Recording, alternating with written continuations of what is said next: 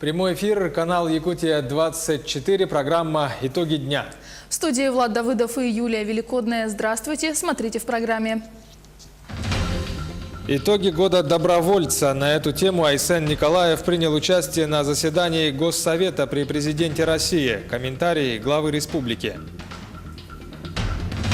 Усть-Алдан 2022. В регионе начали подготовку к спортивным играм народов республики. Надежда на новогоднее чудо. Благодаря фонду СОС «Дети Якутии» в столице собрали деньги для лечения 4-летнего Вани Шайкова. В поддержку провели турнир по футболу. Сегодня День кино. Сюжет о якутском режиссере Дмитрии Кольцове, снявшем фильм «Егор Черин». О чем лента и когда выйдет на экраны. Профессия Дед Мороз. Как видят свою работу люди, которые переодеваются в волшебника, главного персонажа и символа Нового года. Время дарить радость. Общественные, школьные и добровольческие организации Алданского района дарят сюрпризы и подарки населению.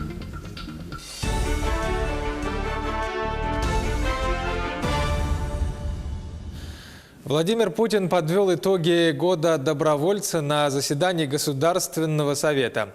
Президент отметил, что правительство продолжит поддерживать волонтерство и уже разработало концепцию развития этой сферы до 2025 года.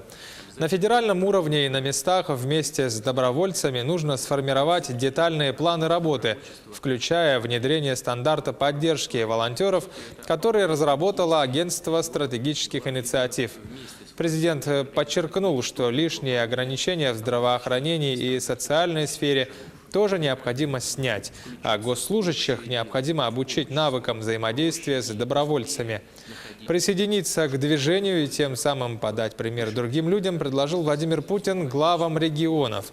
Все они приняли участие в Совете, в том числе глава Якутии Айсен Николаев. Очень важно то, что добровольчество этим годом не заканчивается, наоборот, оно будет расширяться, развиваться. И сегодня президент дал абсолютно такие конкретные поручения в части расширения доступа социальных организаций, некоммерческих организаций к оказанию услуг, которые сегодня оказываются исключительно государствами или муниципалитетами. Я считаю, что это очень важно, это очень нужно. И на самом деле в нашей республике уже такие вопросы тоже ставятся. Есть хороший опыт. Уверен, что эти поручения будут и в нашей республике выполнены для того, чтобы на самом деле мы как можно больше людей вовлекали в эту сферу добровольчества и волонтерства. Также Владимир Путин поручил снять устаревшие ограничения на работу волонтеров в социальных учреждениях. Президент России обратился для решения этого вопроса к правительству страны и руководству регионов. Глава государства особо отметил подлинное служение добровольцев в больницах, хосписах, социальных учреждениях. Так, например, волонтеры-медики только за год помогли отремонтировать более 1000 сельских фельдшерско-акушерских пунктов, сказал глава государства. В этой связи обращаюсь к правительству, к главам регионов. В здравоохранении, в социальной сфере нужно снять все излишние, по большому счету уже давно отжившие свой век барьеры и ограничения. Здесь нужны понятные, четкие, основанные на реалиях жизни правила взаимодействия. И они должны быть подготовлены в предельно короткие сроки.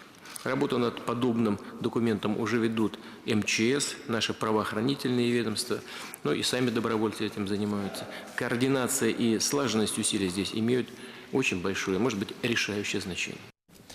Переходим к другим темам. Сегодня состоялась передача от Якутскэнерго функции оперативно-диспетчерского управления энергетическим режимом на территории Центрального и Западного энергорайонов Якутии и единому системному оператору. Что это значит и что изменится для населения? Подробнее Сусанна Рожина. Якутия фактически уже вошла в единую энергосистему России. Крупные предприятия долго ждали этого события. Оно позволит повысить не только надежность всей системы, но и снизить закупочную цену на электроэнергию для крупных потребителей, находящихся на высоком напряжении. По сути своей управление будет происходить теперь по общероссийским стандартам. Улучшается надежность. Перетоки у нас возникают с 1 января 2019 года, что позволяет работать надежно всей энергосистеме Республики Саха-Якутия. Теперь единый системный оператор будет управлять процессами в центральном и западном энергорайоне, куда входят 17 районов Якутии и проживает более 700 тысяч человек, что составляет более 75% населения всей республики.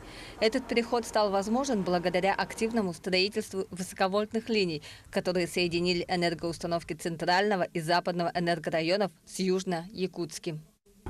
Системный оператор будет осуществлять диспетчерское ведение и управление. Далее с 1 числа с 0 часов филиал системного оператора Якутской РДУ принимает функции оперативно-диспетчерского управления в полном объеме. Уже через несколько дней ранее изолированные энергорайоны Якутии вольются в единую энергетическую систему. Якутскэнерго останутся все генерирующие мощности. С 1 января 2019 года закупка для этих зон будет производиться уже на оптовом рынке, и тариф будет плавающий, который будет утверждаться ежедневно. Якутскэнерго останется все оборудование энергетическое, сетевое оборудование, останется полностью генерирующее оборудование. Но режимы работы теперь генерирующего оборудования будет задавать системный оператор. И сбытовая функция тоже останется в Якутскэнерго. То есть, в принципе, для потребителя никаких изменений не произойдет. Что касается локальной энергетики, куда входят наши северные и арктические районы, то для них до 1 июля 2019 года будут действовать утвержденные в этом году тарифы. А после 1 июля тарифы поменяются и будут устанавливаться уже ФАС России. При этом сейчас руководством Якутии ведется работа по дальнейшему сохранению системы субсидирования локальной децентрализованной энергосистемы Якутии.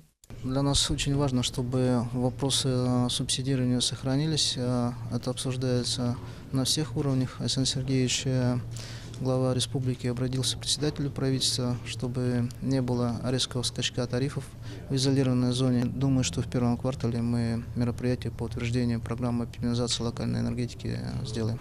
Население Якутии в большинстве своем не почувствует никаких изменений. Они коснутся только предпринимателей. Сусанна Рожина, Григорий Николаев, Якутск. В Алмазном крае остро стоит проблема с переселением жителей из аварийного жилья. Сейчас в районе таковым уже признали 223 дома, а только в самом Мирном более 200 деревянных домов 60-х, 70-х годов постройки. С января в программе по переселению будут учитывать только те постройки, которые признали аварийными 1 января 2017 года. Таким образом, под действие программы в районе подпадают только 48 домов. Вопрос о том, что будет с домами, не вошедшими в список программы по расселению, остается открытым. Обещание было у меня, что дом приоритетным будет в 2019 году в программе, но я что-то очень сомневаюсь, что... Нет, сказали, что программа начнет действовать с 1 января 2019 года. И что он будет приоритетным в сносе, но пока мне никто уже как бы подходит к 2019 году, никто ничего... Пока больше не пишет и не говорит. Ни в туалет не сходить, ни помыться нормально. До каких пор будем так мучиться? Благодаря фонду СОС «Дети Якутии» в столице собрали деньги для лечения 4-летнего Вани Шайкова. Ему диагностировали частичную атрофию зрительного нерва, что грозит потерей зрения. Чтобы избежать этого, мальчику необходима операция в Южной Корее. В поддержку этой акции в Якутске провели благотворительные соревнования. Сюжет Артура Габышева. Большое вам спасибо всем. Ванюша обязательно будет видеть. В помощь благотворительной акции был организован турнир по футболу. Участие в нем принимает 130 детей. Среди них юные футболисты из Якутска и команда из Нерюнгри. У нас 10 команд, это мы... Где-то 120 детей, 130, я навскидку говорю. Команда играет Диша-4, Нерюнгри футбольная школа, Даксун, якутские футбольные школы, филиалы. А также играет Империал, спортовская команда. Благодаря фонду СОС «Дети Якутии» за 2 дня были собраны недостающие средства для лечения Вани Шайкова – 1 750 000 рублей. Помощь поступила от родительского комитета футбольных команд и спонсоров турнира. Наши дети занимаются в футбольной школе Нерюнгри. Как раз они приехали на каникулы, и мы услышали о том, что вот идет сбор средств для Вани Шайкова. Так как старший братишка, он занимался тоже футболом, И наши мальчики его знают. И, соответственно, вот решили, как сказать, в поддержку сделать вот такой вот благотворительный турнир. Как бы наши мальчишки решили вот стать волонтерами. Вот. Ну, естественно, мы, родители, конечно, поддержали, вот сделали такую организацию. Совместно с футбольными командами Республики Саха-Якутия, отказавшись от новогодних подарков, все вырученные денежные средства от призового фонда передаются в благотворительный проект на лечение Вани Шайкова, которому требуется срочная операция в Южной Корее. Мама Вани, Екатерина Шайкова, очень рада, ведь 11 января уже запланирован их вылет в Южную Корею, где ее сын получит необходимое лечение. Это было очень тяжело, но у нас в республике очень много волшебников, которые любят помогать детям и помогают, реально помогают. И на сегодняшний день мы, благодаря сегодняшнему мероприятию, благодаря организаторам футбола, родителям, детям, которые играют, мы собрали всю недостающуюся сумму. Новогоднее чудо от юных футболистов. Иначе это никак невозможно назвать. Пришел, главное, помочь больным людям, там, поиграть за них. Мы с ребятами очень рады принять участие в благотворительном турнире на лечение ребенка. Я решил участвовать, чтобы помочь мальчику на лечение. Стоит отметить, что благотворительный турнир по футболу проводится впервые. Организаторы планируют проводить такие акции как можно чаще. Артур Габышев, Павел Пахомов, Якутск. Сейчас короткая пауза, 40 секунд. Далее смотрите во второй части программы «Итоги дня». Усть-Алдан 2022. В регионе начали подготовку к спортивным играм народов республики. Сегодня день кино. Сюжет о якутском режиссере Дмитрии Кольцове, снявшем фильм «Егор Чарин». О чем лента и когда выйдет на экраны. Профессия Дед Мороз. Как видят свою работу те люди, которые переодеваются в волшебника, главного персонажа и символа Нового года. Время дарить радость. Общественные, школьные, добровольческие организации Алданского района дарят сюрпризы и подарки населению. В эфире Якутии-24. Итоги дня. В Якутии начали подготовку к 8-м спортивным играм народов республики. Крупные соревнования пройдут в 2022 году в Усть-Алданском Улусе, а члены оргкомитета провели первое совещание в селе Барагонцы. Прежде всего, делегация осмотрела предполагаемые места возведения новых объектов и здания, которые подлежат реконструкции. Необходимо обратить внимание на то, что глава республики уже к этим играм предъявляет повышенные требования. Это должны быть самые инновационные, самые креативные, самые современные игры, для которых бы уже стали потом в таком же виде проходить через всю республику.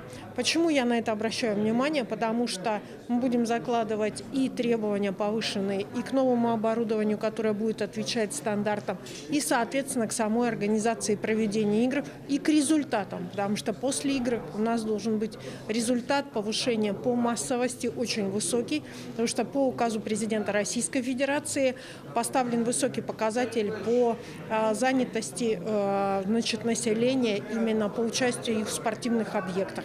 Поэтому игры должны дать определенного рода толчок. Сегодня во всем мире отмечается День кино. Это праздник кинематографистов и любителей кино. В Якутии этот вид искусства развивается активно. Наряду с настоящими профессионалами своего дела в якутском кинематографе появляются новые и талантливые лица с идеями, взглядами и подходами к творчеству. Одним из таких режиссеров считается Дмитрий Кольцов, сценарист и режиссер фильма «Егор Чарин». Фильм о якутском снайпере снят по повести Тимофея Сметанина, рассказывает наш корреспондент Ульяна Шагина. Егор Чарин – это дебют молодого режиссера Дмитрия Кольцова. Работа над фильмом началась еще 3 года назад, где Дмитрий снимался в качестве актера. Но проект был приостановлен, после чего появилась идея снять новый фильм совершенно иным сценарием и с новым актерским составом. Дмитрий выступил в качестве сценариста, режиссера и актера. Съемки фильма шли очень легко. Вот прямо вот легко. Ну, конечно, мы уставали, конечно, мы где-то ночами не спали, где-то были какие-то сложности, но все прямо вот шло так, как мы хотели. Прям круто. И для меня очень полезен этот опыт мой, потому что я пытаюсь показать зрителю, опять же, привлечь его внимание, затянуть его в этот фильм, и чтобы он ушел под впечатлением. Повесть «Сметанина» и «Гор Черен» знают многие якутяне. Это веселые рассказы о находчивом Якутии в фронтах Отечественной войны.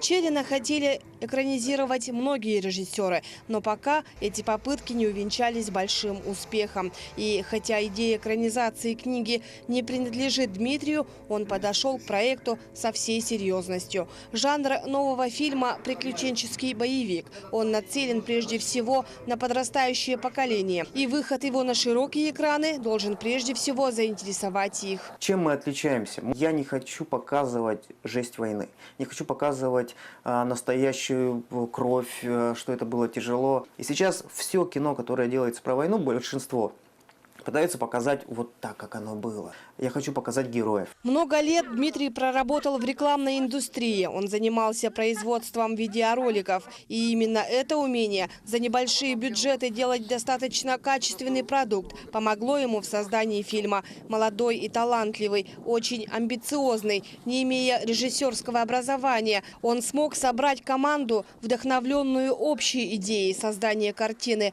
Многие актеры в фильме не профессионалы, но они подобраны так удачно, будто каждый из них рожден именно для своей роли. Я очень хочу, чтобы люди нам поверили. Потому что если пойдет кто-то один, выйдет и скажет, что ну неплохо, это будет самая большая награда для нас.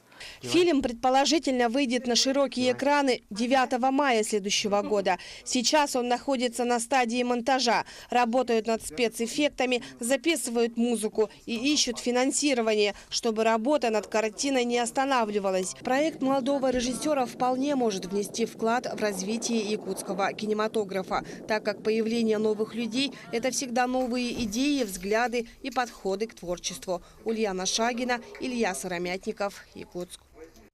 Общественные школьные добровольческие организации Алданского района подготовили сюрпризы и подарки, и волонтеры активно начали ходить в гости к детям и пожилым людям, чтобы это все раздать и подарить. Из Алдана передает Татьяна Вахнина.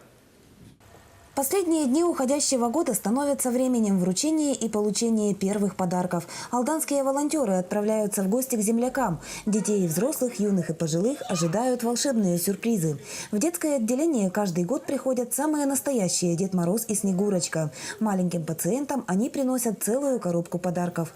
Благотворительную акцию традиционно проводят члены общественной организации «Дари добро». Конечно, это, мне кажется, самое главное. Тем более, если в такие дни, в канун Нового года, дети попали в стены больницы. Я думаю, их хоть чем-то порадовать, и то хорошо. В школе номер 5 поселка Ленинский традиции волонтерства и добровольчества давние и крепкие. Традиционно с Новым годом ребята поздравляют проживающих Алданского межрайонного дома-интерната. В гости к пожилым людям школьники отправляются с подарками. Сувениры и украшения они готовят своими руками. Не забывают дети и о товарищах с ограниченными возможностями здоровья. В школе их 5. Вообще, вот в нашей школе это уже такая традиция. Наше детское объединение, которое называется «Вместе», вот они развозят эти подарки, адресно вручают. Без поздравлений не останутся одинокие мужчины и женщины, которые по состоянию здоровья редко покидают квартиры. Для них праздник приготовили волонтеры Центра поддержки семьи и молодежи. Пожилых людей ожидает спектакль. Работа над сценарием началась еще в ноябре. Сюрпризов школьники готовят немало. Впрочем, всех секретов они не раскрывают. На сегодняшний год готовится у нас каждый год по-разному. В этом году мы готовим это для бабушек и дедушек, которые остались одинокие.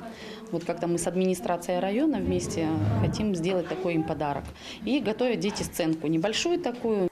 К волонтерам ежегодно присоединяются десятки неравнодушных алданцев, а также организации. Помощь в приобретении подарков, изготовлении декораций и костюмов, предоставлении транспорта. Хлопот немало, а совместными силами подарить радость оказывается совсем несложно. Татьяна Вахнина, Сергей Шипачев, Алдан.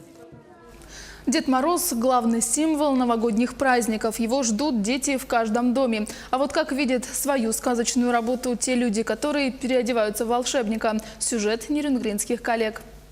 Красный кафтан, борода, морозные щеки, валенки и большой мешок за плечами. Вот он, всеми любимый Дед Мороз. За неделю до Нового года начинается так называемая горячая пора. Для артистов это главный период в году, когда можно неплохо подзаработать. Семейное праздничное агентство семьи Чупышевых официально работает 4 года. Но пара давно и уже безвозвратно посвятила свою жизнь работе с детьми. Снегурочка Алена работает по специальности. Девушка окончила Восточно-Сибирскую академию культуры и искусств и считает, что творчество – ее призвание. Это была моя мечта, наш образ жизни уже. То есть мы везде в праздниках. Поэтому муж меня поддержал, и мы вместе уже столько лет радуем детей. Станислав же, получая высшее образование в сельхозакадемии, даже и не думал, что когда-то наденет костюм Деда Мороза. А теперь его, как профессионала, зовет к себе на праздник каждая вторая семья. Работа дедушки не так легка, как кажется. Заинтересовать современных детей лишь дядей в шубе с ватной бородой и хороводами уже сложно. Чтобы быть в тренде, дедушка и внучка Снегурочка каждый год обновляют программу и костюмы, готовят интересные конкурсы. Каждый человек находит в жизни что-то свое путем проб и ошибок, и поэтому мы тоже что-то пытались, что-то получалось, что-то не получалось, но именно вот этот проект у нас получился прям хорошо.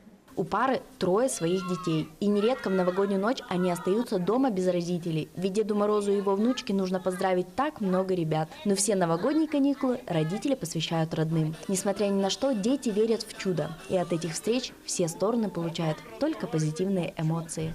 Екатерина Павлова, Захар Головин, Нерюнгри. Главную новогоднюю площадь Ленска приводят в порядок в ожидании массовых гуляний. Там можно покататься с различных горок и пройтись по ледяному лабиринту. Чтобы это можно было делать беспрепятственно, власти города в эти дни следят за порядком и чистотой главной площадки. Выравниваем профилирование площади, чтобы была ровная поверхность, не вскрытие до бетонной конструкции. И прошли парк, почистили парк до асфальта. Ну а в Москве, в столице страны, для создания новогодних световых конструкций использовано 1500 километров гирлянд и 30 миллионов светодиодов. Всего на улицах столицы страны установили около 300 елок и 3000 декоративных конструкций. В сказочную атмосферу окунулся и наш корреспондент в Москве Максим Кардозу. Плюс-минус миллиард рублей. Именно столько тратят власти Москвы на подготовку к новогодним праздникам. Большая часть этих денег уходит на световое оформление. И таким, по-настоящему русским размахом, может похвастаться редкая мировая столица. Главный центр притяжения праздничной Москвы – это рождественская ярмарка. Конечно же, на Красной площади. Чего здесь только нет. Карусели, каток. Здесь можно попробовать блинов с икрой и выпить горячего чая. Ну а тот, кто проникся атмосферой Нового года по полной программе, может отсюда даже елку унести. За деньги, конечно. Настроение огонь. Оно всегда есть. Посмотрите, как в таком не может быть настроение. Русская музыка, шарады. А дальше еще лучше. Телеведущий и диджей Иван Васильев приехал в Москву из Якутска больше 10 лет назад. И он уверяет, такой красивой, как последние несколько лет, зимней столицы он еще не видел. Я недавно вернулся из Европы и хочу сказать, что на следующий день я пошел на Красную площадь и настолько удивился и обрадовался тому, что Москва просто переплюнула все европейские города. С конца декабря и весь январь в Москве проходит масштабный фестиваль «Путешествие в Рождество». В рамках него лучшие российские и иностранные дизайнеры украшают площади и улицы нашей столицы и предлагают самые невероятные урбанистические решения. Может показаться, что избалованных москвичей новогодней иллюминацией уже и не удивишь. Но это не так. Посмотрите, за моей спиной находится настоящее чудо техники. Эта инсталляция называется «Ледяной дождь». Конечно же, камера не придает всего фантастического эффекта, но люди в этих сферах видят 3D-изображение. По всему городу разбросаны вот такие ярмарки, где каждый день проходят концерты, мастер-классы. Есть возможность продегустировать блюда разных народов мира.